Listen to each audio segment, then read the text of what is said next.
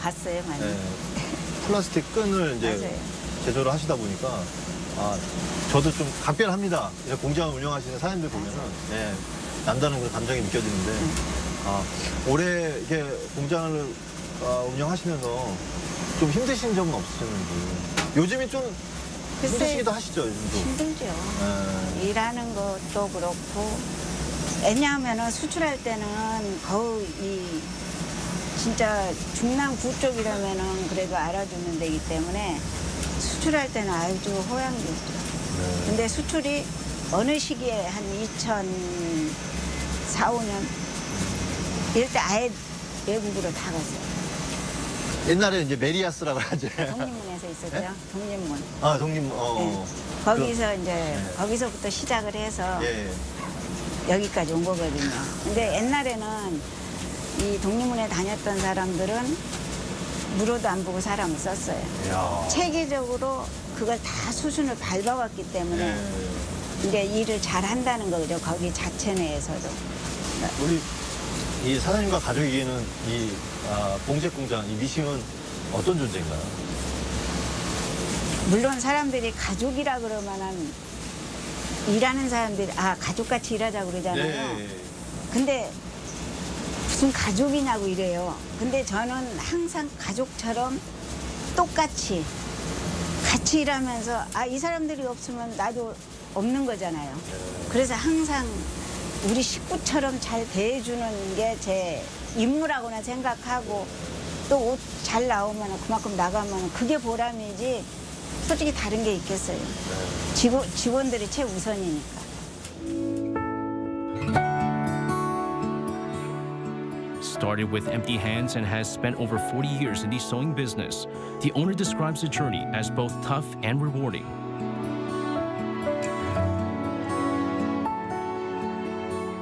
For that reason, they are committed to keeping this place alive for many years to come.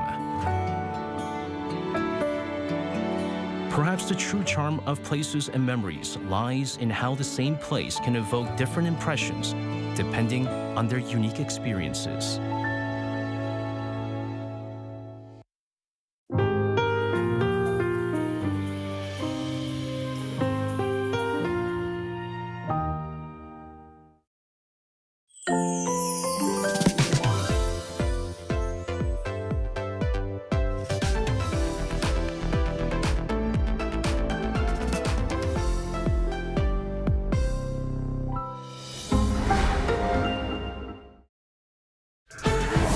Held its first debate over the weekend. The economy is expected to expand 2.5% this year. Boosting Korea's ties with its global partners on the sidelines of the status UN summit. A massive drone attack on Ukraine overnight on Monday and Tuesday.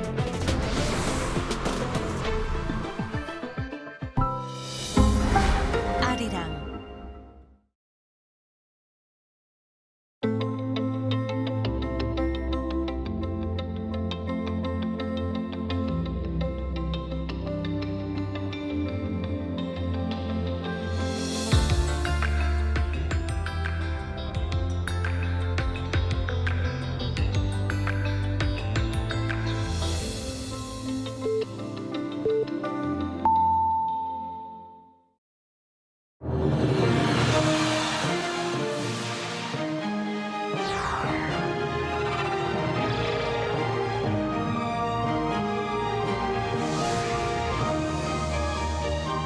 Hello and welcome to our morning edition of Arirang News. We begin with these stories making the headlines at this hour. U.S. President Donald Trump is set to sit down for talks with Chinese President Xi Jinping in Beijing today. Eyes are now on what the leaders of the world's two largest economies will discuss regarding trade, Iran, and Taiwan issues. Israeli Prime Minister Benjamin Netanyahu says he secretly visited the UAE and met its president since the outbreak of the Iran war, saying it led to a historic breakthrough. But the UAE denied this, saying claims about the visit were entirely unfounded. With less than a month left until the June 3rd local elections, official candidate registration began today. Over the next 2 days, contenders will now formally join the race through the registration process, and begin official campaigning, such as taking part in street rallies and televised debates on May 21st.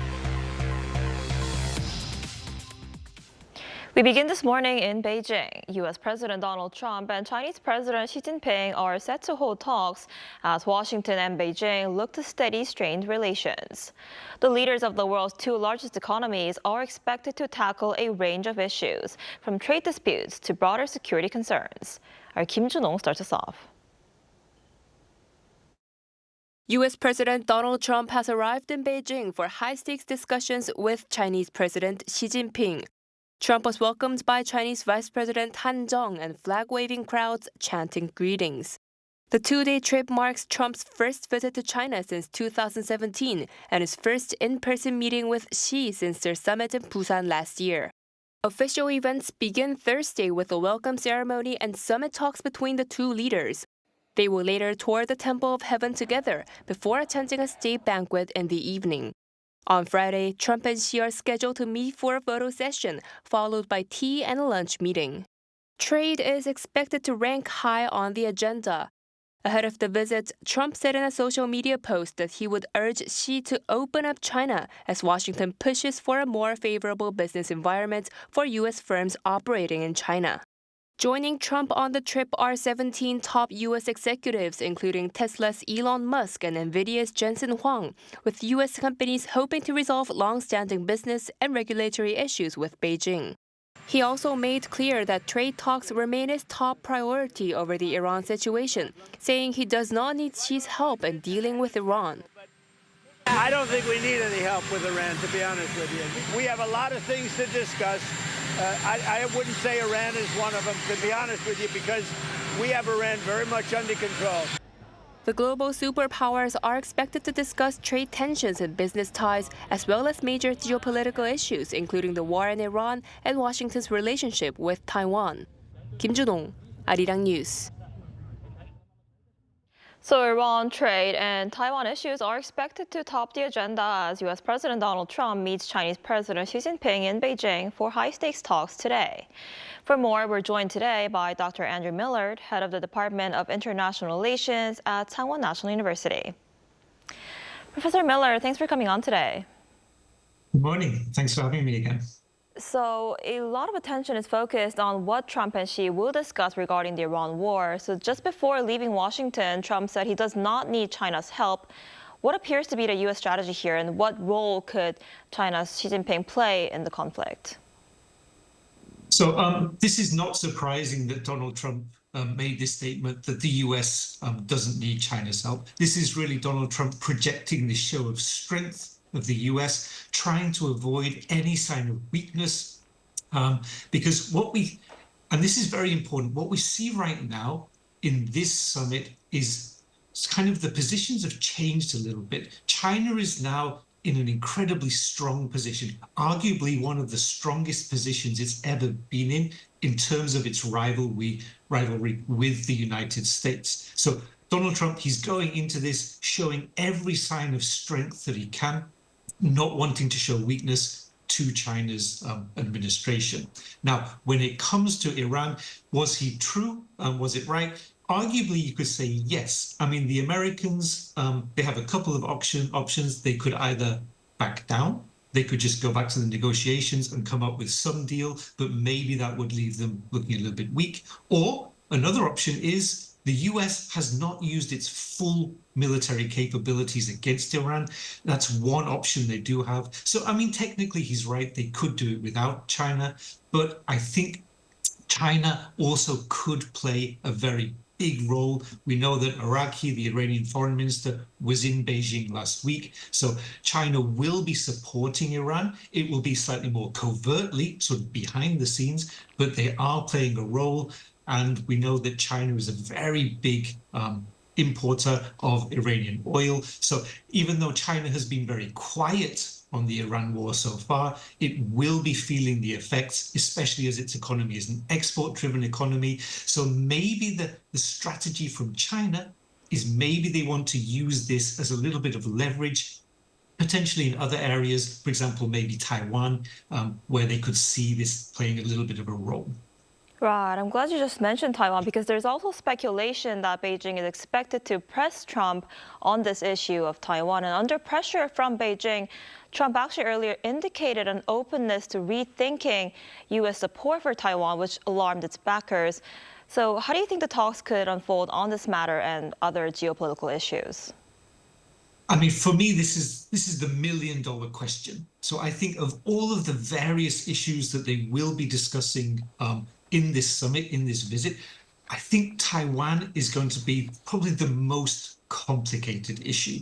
And so what we see from China is maybe China is trying to push and pressure the United States to change its position towards Taiwan. Now, this is very important because for the past 40, 50 years, the US, even though they followed the one China policy, they have been still militarily supplying Taiwan, providing them with support, saying they would defend Taiwan.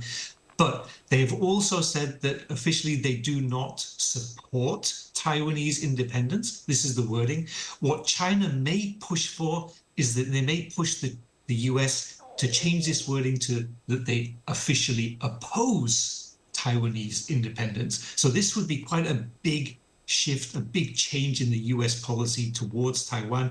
And we know over the past year, Donald Trump, he has been much more critical against Taiwan. He put 15% tariffs on them. He's accused them of stealing semiconductor manufacturing from the US. So maybe China does see this as an opportunity where it can force a little bit of change in the US position.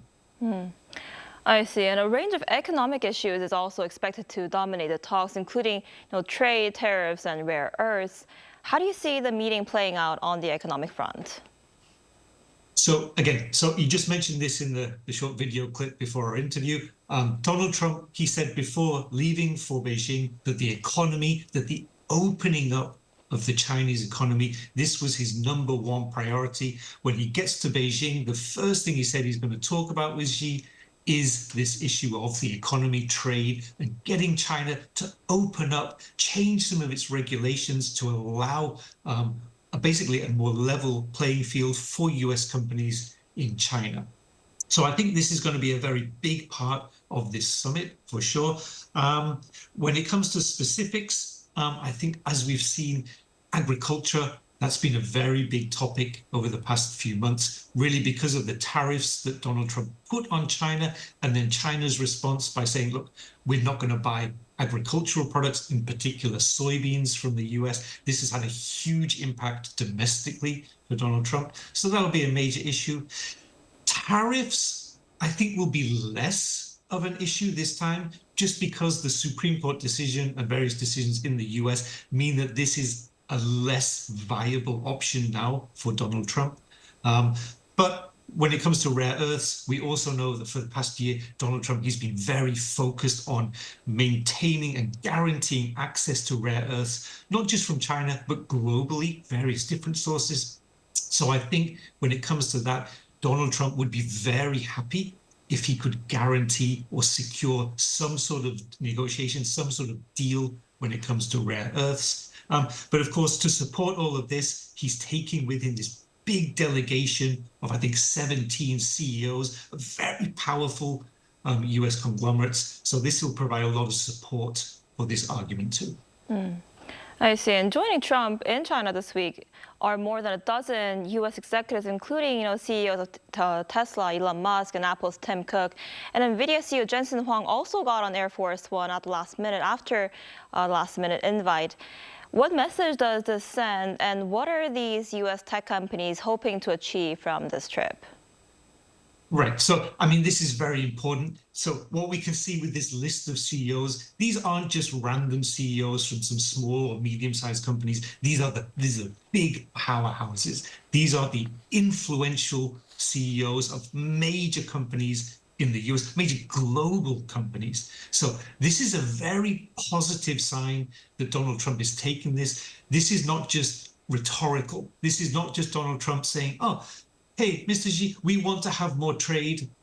Let's start changing some regulations. He's taking this big group of powerful CEOs so that this is a clear indication we are here, we are ready, we want to be investing more, we want to do more trade with China, but right now it's the Chinese regulations, various obstacles, various challenges that are hindering this. So from that side, it's very, very positive. And this is, to be honest, this is quite common.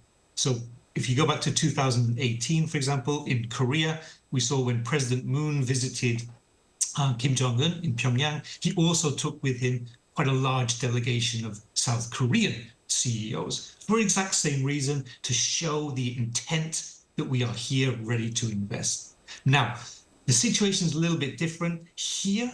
Maybe you could also argue it shows a little bit of a change in this relationship. And maybe we could also say it's a little bit of a sign of weakness, that maybe the US look like they're going to China.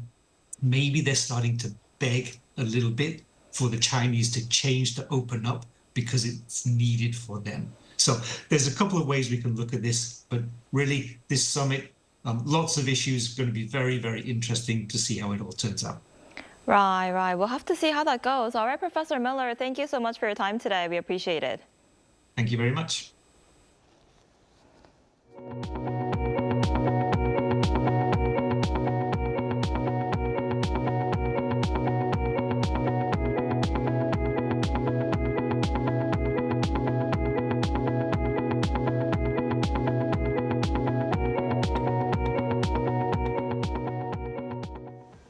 Over in the Middle East, conflicting claims emerged between Israel and the United Arab Emirates after Prime Minister Benjamin Netanyahu said he secretly visited the Gulf nation during the recent war with Iran, only for the UAE to publicly deny the meeting ever took place.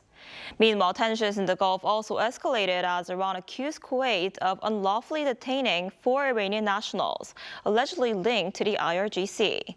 Our Lee Seung-jae has more. Israeli Prime Minister Benjamin Netanyahu says he secretly visited the United Arab Emirates during the recent war with Iran and held talks with UAE President Sheikh Mohammed bin Zayed. According to Netanyahu's office, the meeting resulted in what it described as a historic breakthrough between the two countries. However, the UAE quickly denied the claim, calling reports of Netanyahu's visit entirely unfounded. In a statement, the UAE Foreign Ministry said relations with Israel are conducted openly under the framework of the Abraham Accords and are not based on unofficial or non-transparent arrangements. The ministry also denied reports that any Israeli military delegation had entered the country. The Abraham Accords were signed during U.S. President Donald Trump's first term and established normalized relations between Israel and several Arab states, including the UAE. Meanwhile, Iran is accusing Kuwait of unlawfully attacking an Iranian boat and detaining 4 Iranian nationals near a Gulf island reportedly used by U.S. forces. Iranian Foreign Minister Abbas Araghchi called the incident an illegal act and demanded the immediate release of the detainees. Tehran claims the confrontation took place near an island used by American forces to launch strikes against Iran. Kuwait's Interior Ministry said Tuesday that security forces arrested 4 individuals linked to Iran's Islamic Revolutionary Guard Corps as they attempted to enter the country by sea. Kuwaiti authorities did not release further details on the operation or specify what charges the suspects may face. Lee Seung-jae, Arirang News. And here in Korea, official candidate registration for the June 3rd local election starts today. The ruling Democratic Party and main opposition People Power Party are wrapping up their candidate lineup as a fierce political battle is expected in the next few weeks. Our political correspondent An Sung-jin covers the process and the latest candidate lineup. With less than 3 weeks left, local elections are entering a decisive phase here in Korea as candidates move from preliminary campaigning to officially registering to run for office. Contenders now formally join the race through the official registration process from May 14th and 15th, leaving around 20 days till the vote. Now let's take a closer look at some of the finalized candidate lineups for the 16 metropolitan mayoral and gubernatorial races. Starting with Seoul, one of the country's key battlegrounds, the capital has taken shape as a two-way contest between the DP's candidate Chung Won-ho and the incumbent Mayor Oh Se-hoon of the PPP. Now, if we look over here on the side in Gyeonggi-do province, Korea's most populous province with roughly 13 million residents, the gubernatorial race is set to make history with the DP's Chumie and the PPP's Yang Yang-ja marking the first female head-to-head race for a metropolitan governor position. Now, a tendency we see in the candidate lineup for this election is that the main opposition PPP has named most of its incumbent figures. If we see over here, all 4 PPP candidates in the Gangwon-do and Chungcheong-do regions, which normally act as a casting vote area, are either current mayors or governors. Similarly, the traditional conservative Gyeongsang-do region, another major battleground, has 4 out of 5 of its candidates as current heads, as the PPP seeks to defend its regional base and strongholds through high-profile figures, and as the ruling party attempts to make inroads. With these candidates and their strong ambitions, how have the ruling and opposition parties been unveiling their competing election strategies? The ruling Democratic Party is framing its main goal around regional economic development by establishing mega special districts focused on advanced industries such as robotics and biotechnology, offering companies tax incentives. The DP is also promoting a series of welfare-focused pledges, including climate insurance programs, help centers for the elderly, and other community-oriented proposals. The main opposition People Power Party is centering its campaign on housing and solving cost of living issues, such as a housing program that would expand long-term rental contracts and transportation subsidies. It also unveiled policies targeting investment for scientific research and small businesses. Official campaigning will begin on May 21st, with candidates taking part in street rallies and televised debates. Early voting is scheduled for May 29th and 30th, while the main election will take place on June 3rd. As the campaign season is now fully underway, attention is turning to which party can deliver the most persuasive policies and messages in the upcoming local election battle. An Sung-jin, Arirang News. South Korea and the United States held high-level defense talks in Washington this week amid ongoing discussions over the transfer of wartime operational control. The Korea-U.S. Integrated Defense Dialogue, which took place from Tuesday to Wednesday, brought together senior defense and foreign affairs officials from both countries to review alliance cooperation and discuss ways to strengthen their combined defense posture. Both sides agreed to continue implementing agreements reached at last year's summit and security consultative meeting, while pledging closer coordination on security goals across the Korean Peninsula and the Indo-Pacific. Although OPCON transfer was expected to be a key topic, the official statement did not provide details on any progress. President Lee Jae-myung has went out to a shipyard to seek ways to raise the country's shipbuilding competitiveness. Noting the sector as a promising business, he called for a system where outcomes can be equally shared. Our Yoon Jang-min reports. Hitting the road on Wednesday to the country's southeastern city of Ulsan, President Lee Jae-myung toured a shipyard where LNG carriers are built. Meeting with shipbuilders, he noted growing recognition of South Korea's shipbuilding industry on the global stage. 국제적인 관심도가 높아지다가 소위 마스가라고 미국의 대규모 투자 사업의 핵심 아이템으로 조선 산업이 또 선정돼 있기도 합니다. 앞으로 이 부분은 매우 여러 가지 많은 가능성과 잠재력을 가지고 있는데. He was looking for what the government can do to help, noting a great discrepancy during times of a boom and recession, which also affects the livelihoods of workers in the field. The president called for creating a fair compensation system. 그 성장의 과실들이 골고루 좀 나눠지고 또 회사 내에서도 사용자와 노동자가 함께 그 과실을 누릴 수 있는 그런 시스템을 만드는 것도 중요한 일일 것 같습니다. High on the agenda was raising its competitiveness amid a fierce global race. If China excels in the LNG carrier sector, it's hard for us to catch up. We own the building technology, but what's key is demonstration, especially for large vessels. Some have called for more support in financing. Smaller shipbuilders like us have no choice but to give up major contracts because we couldn't get a refund guarantee. Present were major and smaller shipbuilders alike, representatives of workers in the field, and financial institutions. After the session, President Lee toured an exhibition booth showcasing robots and cutting-edge technologies applied in the shipbuilding sector. 윤정민, Arirang News.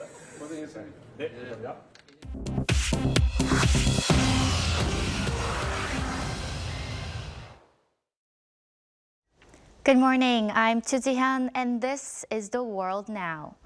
The U.S. Senate has confirmed Kevin Warsh as the next Federal Reserve Chair.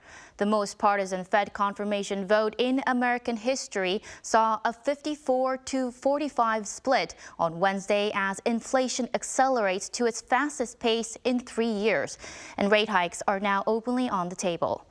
Warsh takes over from Jerome Powell, whose term ends on Friday. Trump, currently in China, has signaled he will sign the paperwork immediately. The president picked Warsh, expecting him to cut rates, but producer prices jumped 6% in April, the fastest pace since 2022, making cuts increasingly difficult to justify. Markets now expect no rate cuts this year and a possible hike next year.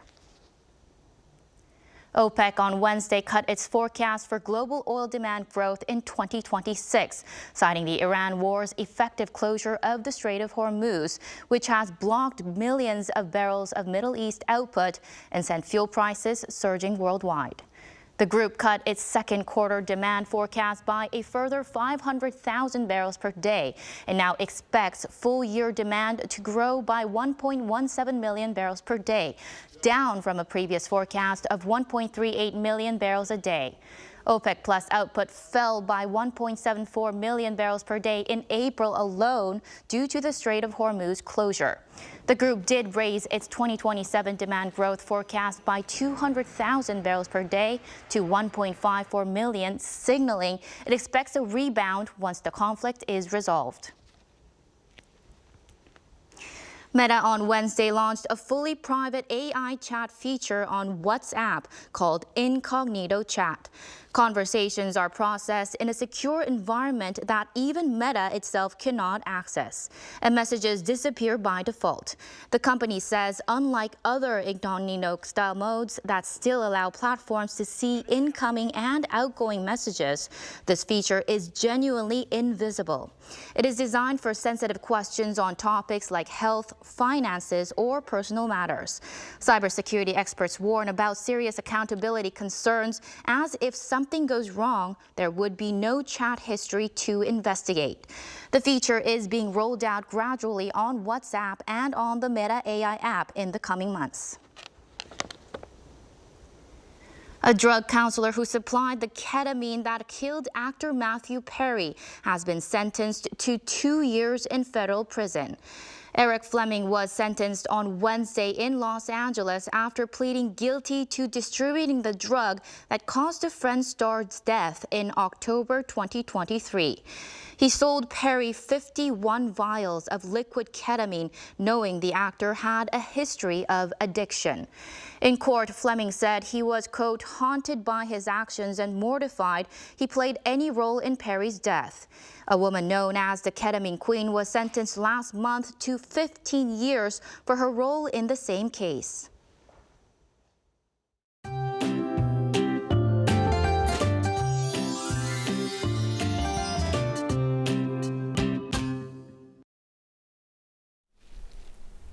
Dense fog was affecting western regions early this morning, but the fog will clear quickly as temperatures rise.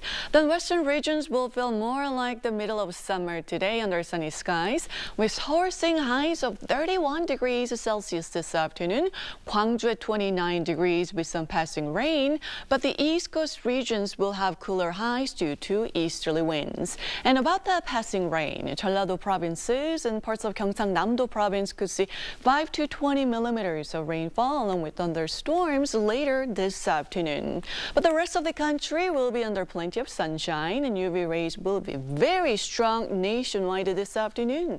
So have your summer gear ready, and with the heat and sunshine, it's going to feel more like late July. And this unusual heat will continue into early next week before rain arrives by midweek, helping temperatures return closer to normal levels.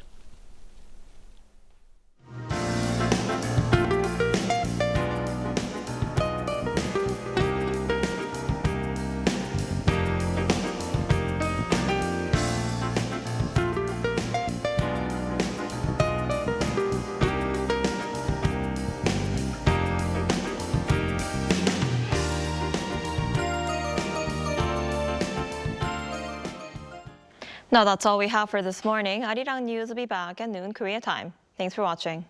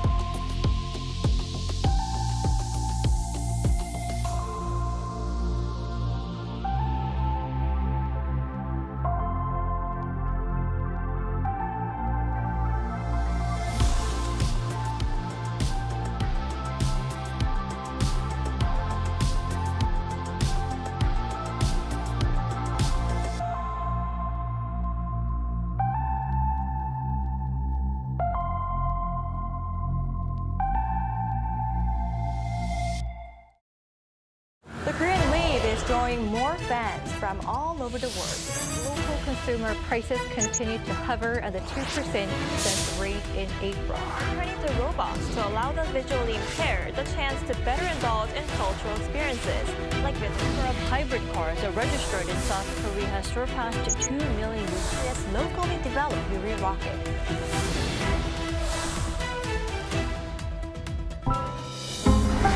Arirang.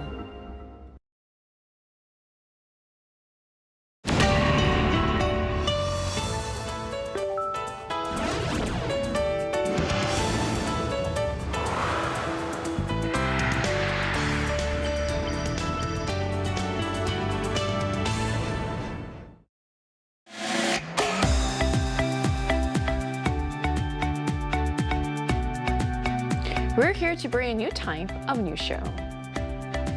New insights, new styles, and new topics every day. We are News Generation. Bringing news just for you is Thursday, May 14th here in Seoul. I'm Lee Soo-jin, and this is News Generation. Joining us today is Ju-young. Good to be here. Good to have you. Also, Ju-hyun's with us. Hello, Soo-jin. Good to have you. And both are here to speak on behalf of people in their 20s and 30s. So we're now headed towards the end of the week, and today we're taking a closer look at Korea's early education craze, where academic pressure can begin even before children enter elementary school. In response to growing concerns that young children are being pushed too hard, the government has announced new measures aimed at curbing excessive private education for preschoolers. So what exactly is the government proposing to limit excessive private education? Well, South Korean government plans to limit those intensive academic teaching for preschoolers at so-called English kindergartens to no more than 3 hours a day, and completely banned for those who are under the age of 3. Well, this includes subjects like Korean, English, and math. But before I get into this policy, let me get this straight. Well, there's no English kindergartens, in fact. There are no official ones, only the private and the public kindergartens. But these are not officially registered by the government, so we call it private English academies. That's a right term. By the way, the authorities are also planning to ban the level test known as age 4 and age 7 exams, or 7세 or 4세고시 in Korean. And what is this exam all about? These are highly competitive entrance tests used by elite English academies. And what was shocked by many people was the level of difficulty. Some of the questions are so advanced that even high school students would struggle to solve those questions. And for many parents, these entrance exams are definitely not a walk in the park. And I have actually tried some of them, solving some of the questions, and questions were about philosophy, history, and science. Quite difficult even for me. Some parents even say the whole process feels like more like a university admission interview than a kindergarten application. The policy aims to put young children's developmental right and emotional development rather than exam-style teaching. However, some critics actually say that this policy could create a balloon effect. That means more tutoring, private lessons, and one-on-one lessons as well. So it's not happening. The private education may not disappear, just happening outside of the classroom. So hopefully this policy will help young children enjoy a healthier and enjoyable childhood. Right. I mean, what's so surprising and shocking is I want to emphasize that this is about how academic pressure in Korea is felt by children even before they enter elementary school. And behind these new measures is Korea's long-standing belief that education is the key to success. So to give us a bit more of a background, why is education, I guess, so highly valued in Korea? Well, Korea went through incredibly rapid economic growth after the Korean War, and for the longest time, getting into a good university and landing a good job was seen as the fastest way to move up in life. And the mindset has been passed down through generations. And the thing is, Korea doesn't have abundant natural resources to fall back on, so human capital excuse me, has always been treated as the country's most valuable asset. So it is no surprise that this kind of cultural history naturally leads to a very competitive education environment. You see the same pattern in countries like China, Singapore, and India, because they share a pretty similar historical and economic context. Right, so that does explain why so many parents see education not just as learning, but as one of the most reliable paths to opportunity and upward mobility.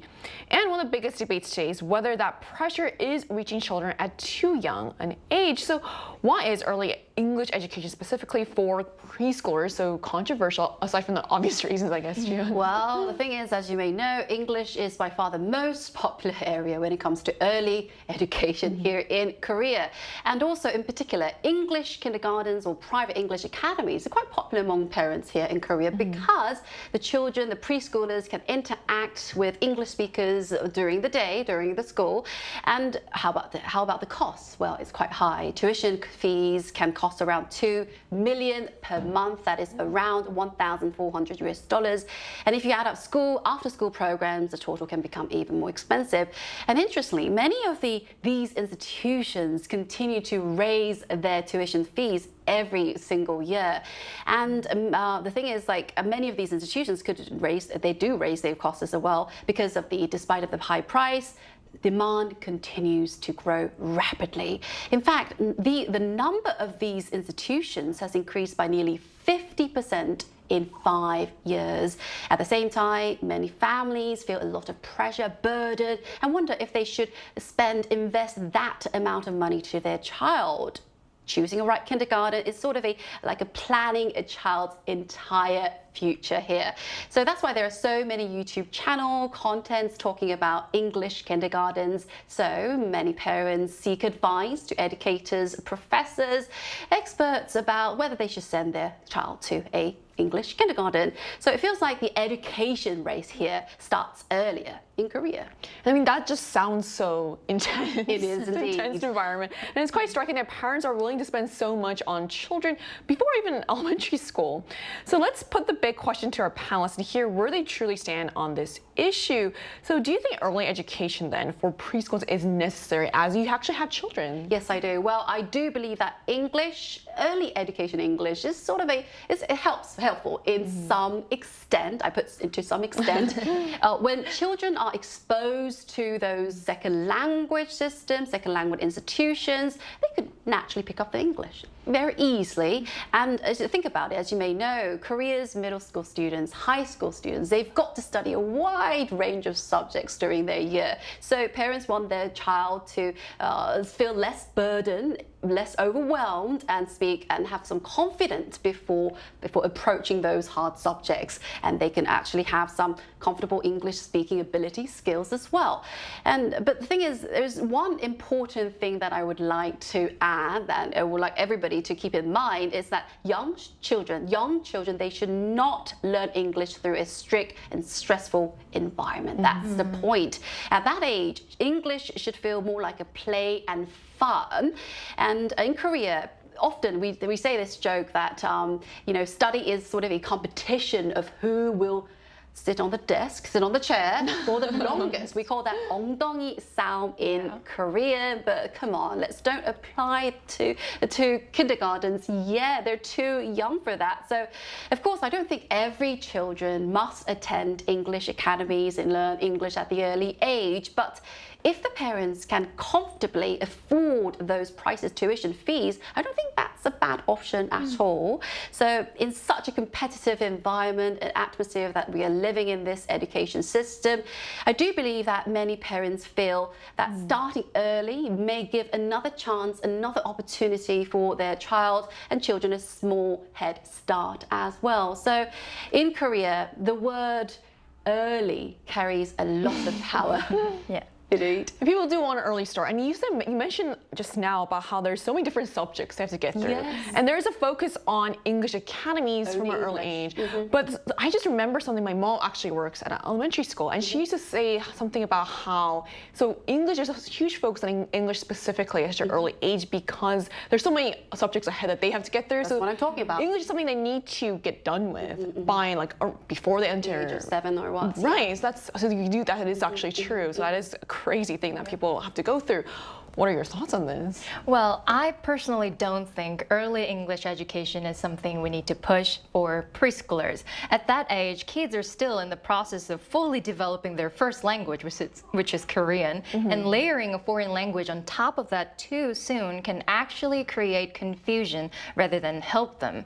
And I get the argument that younger kids pick up languages more naturally, but that doesn't mean it has to come through expensive English kindergartens or private tutoring. And the cost is just hard to ignore. We're talking about millions of won for some of these programs. And I think unless parents can more than comfortably afford it, it's worth stepping back and asking whether that money is really going where it matters most for our kids. And I think if we wait until our child develops their own curiosity and motivation toward English, they will actually learn more effectively because they want to, not because they're told to. And I think the drive to learn will make a huge difference. So I do see both sides. They're both compelling points. One emphasizes how naturally young children can absorb language, while the other questions whether the benefits justify the cost and also the pressure on such young children. So ultimately, the debate reflects a broader question about what children truly need in their earliest years. And that's why we wanted to hear directly from our viewers. We ran a poll on the Arirang News YouTube channel asking what percentage of your household income would you spend on your child's education. So here's what the results showed. So the largest group, 40%, said they would spend over 30% or as much as they could afford. Meanwhile, 25% said they would not spend a penny on private education. 18% said they would allocate between 10 and 30%.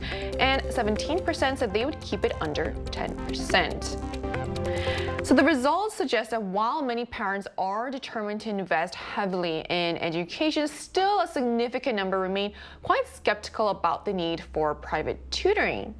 So opinions can not only be varied, but also change when theory meets the realities of parenting. So what are you actually doing, Chuyeon, or planning to do for your own children? Well, I have two sons, and the first one is receiving private education right now.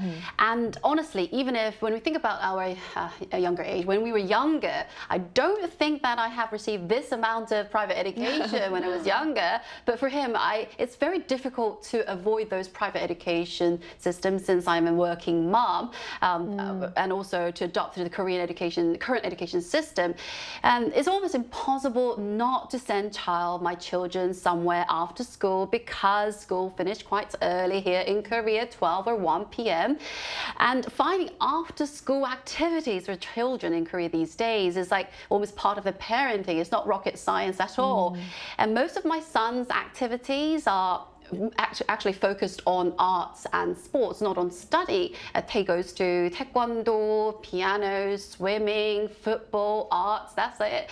And also, he also, in fact, attended an English kindergarten when he was younger, at the age of 6. And personally, I believe children should start learning English. Not only English, but their second language when they have a solid foundation of their first language, their mother tongue, and so that they can comfortably express themselves, what happened in the school, what happened to the teacher and the friends. They should be able to deliver that in their first language. So that's why that he went a year later than any other students in his classroom. And also, I specifically chose this kindergarten because it has many activities, field trips and playground activities, and also forest experiences as well, because I didn't want him to just sit down on the desk and focus on writing down something. And I decided this one because of no homework. That was the important point indeed. And I wanted him to pick up English very naturally and through play and interaction with his friends. And at the same time, he still studies Korean and math through worksheets. That is quite popular in Korea.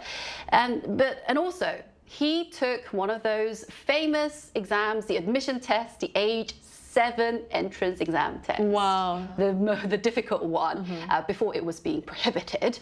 Well, I told my son not to study. Well, most of them would study, going to another cram institutions in order to get admitted to that English elite academies. But my one did not study at all because I thought, what's the point of studying? You study for 2 years and go to the English test site and just do it. Your skills will be there.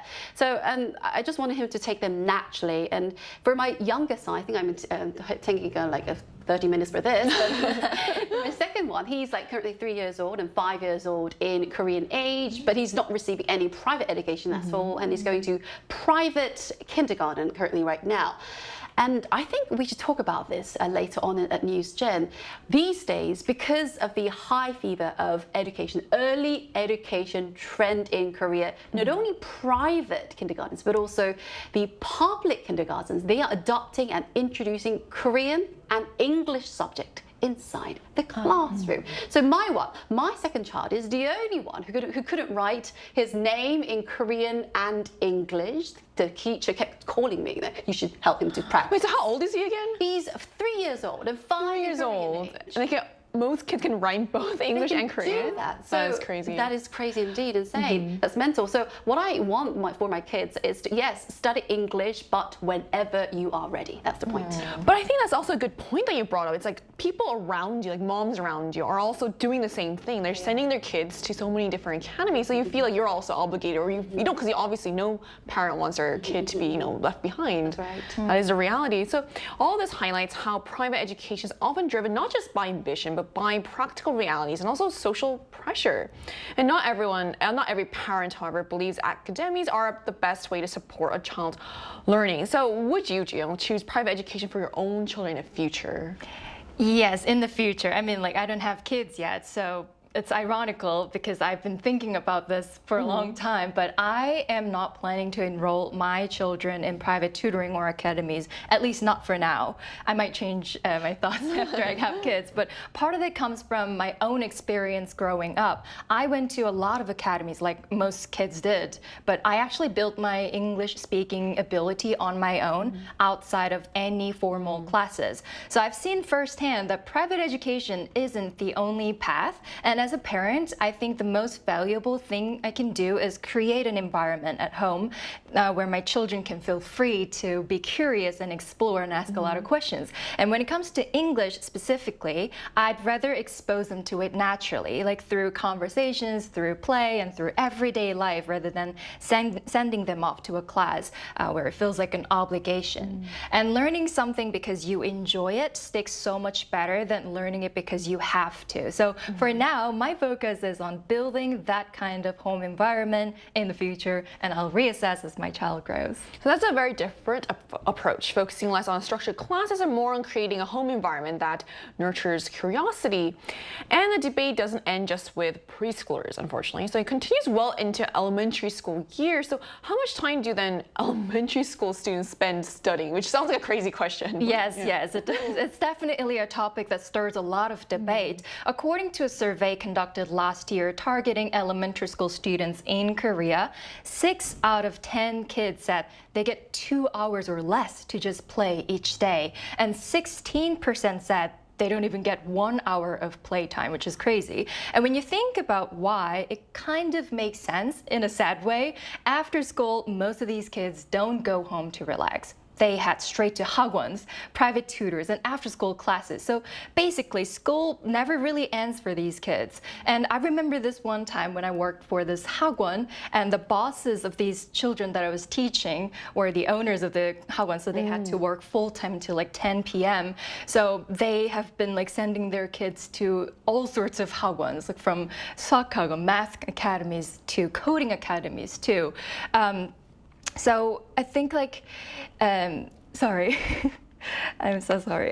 That's what got a lot of people worried. These are young kids. They're supposed to be running around and they're supposed to be playing with their friends. This is not just for fun.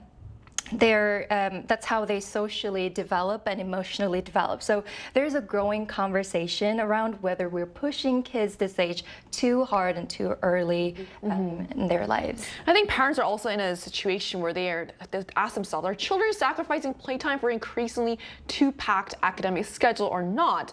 And that's why I have another debate question for our panelists, and let's hear where they stand on that. So is private education necessary for elementary school students in your opinion? After hearing Jiyoung's comments, I feel really sorry to my first son. Well, in fact, yes, for a primary school student or elementary school student, I think Korean people love quickly stuff. So they learn English early at the early age, but also the curriculum, school curriculum, they study earlier than before getting admitted to the school. Why do they do that? Because so many students already receive those private education, we call that 선행 학습, ahead of the school curriculum.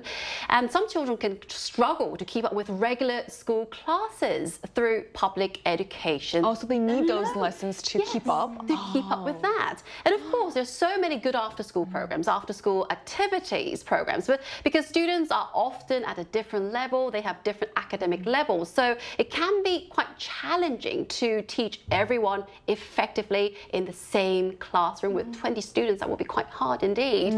And at the primary school level, I believe studying is less about competition and more about building a good habit sitting on the chair. So good habits matter more than perfect scores. So that's why I think some level of private education can be helpful as a supplement. So it should work as a supplement, the education, support the public education, but not replace it entirely. And the important thing is, you know, finding the right balance between public and private education, not putting children under too much stress too early. I think that points a deeper question about like, there's an issue with like the system. Like kids, it should be enough to just go to public school to understand what's going to keep up. And also I like we pointed out earlier was about how because you work, there's also that time you need for kids to go somewhere. So that's also an important point to make. So what are your thoughts on this?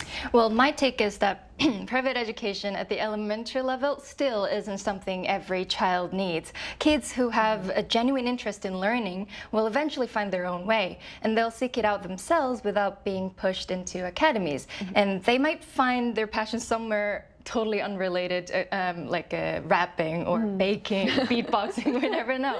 But forcing a child who isn't ready for any kind of like formal education can actually backfire and kill their love of learning before it even has a chance to grow.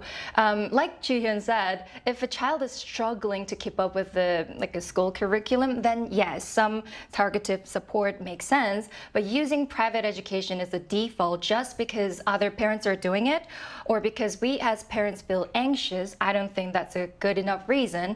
And like preschoolers, elementary school students are still very young. They need time to run around, try new things, then just experience life. So, yeah.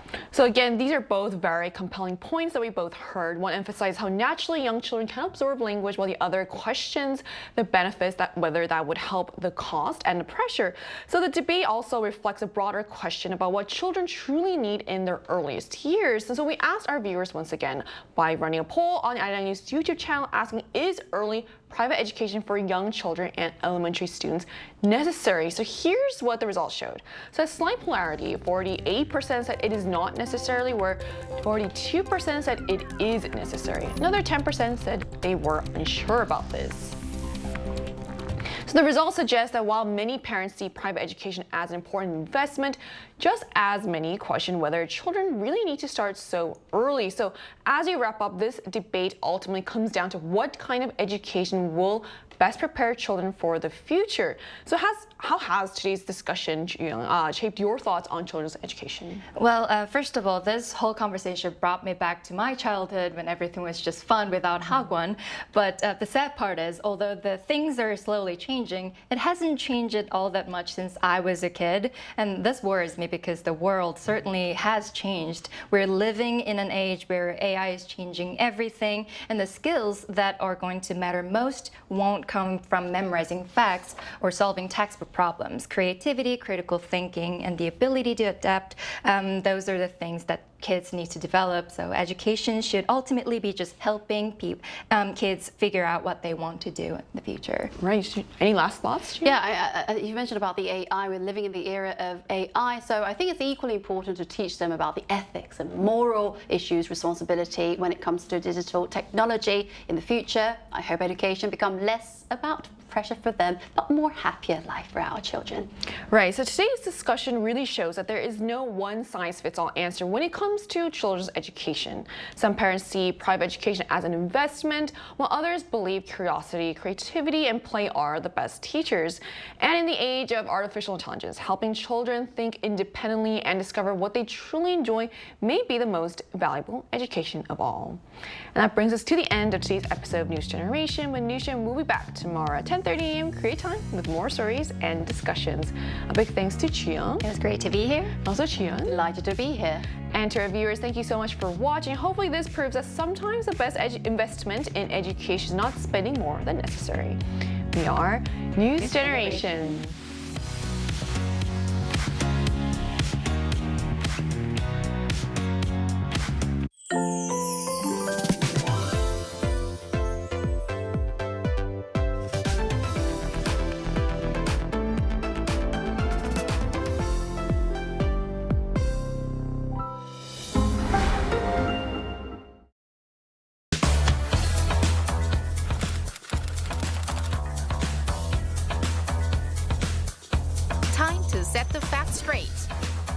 Korea right. K-culture is sweeping the globe. K-pop, K-drama, K-movie, K-food, and even K-beauty. Korean cultural content is gaining more and more fans worldwide. It's indeed the golden age of K-culture. But with this growing interest comes an increase in misinformation about Korea.